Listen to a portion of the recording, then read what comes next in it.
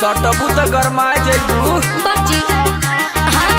केतनो लहा के पिया पुरसे के आगे देहिया से सुन राजा जाड़ा न भागे अब तोहरा के हम गरमा दी नया रूम में हीटर लगा दी बुझलू ना त करे के मोरे फेन भरते राजा जी ना त करे के मोरे फेन भरते राजा जी जदी सट के न रहब लागे सरदी राजा जी जदी सट के न रहब लागे सरदी राजा जी जदी सट के न रहब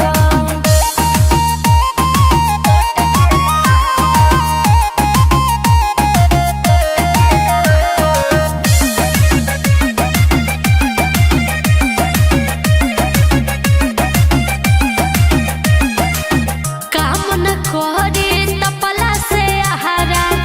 मार दी ठंडी जे जइब तो बहारा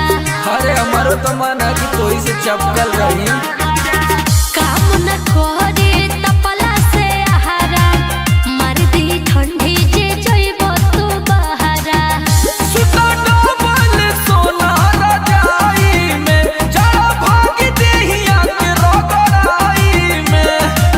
गोल पर कास समर बाते पे दर्द राजा जी गोल पर कास समर बाते पे दर्द राजा जी जदी सट के न रहब लागे सरद राजा जी जदी सट के न रहब लागे सरद राजा जी जदी सट के न रहब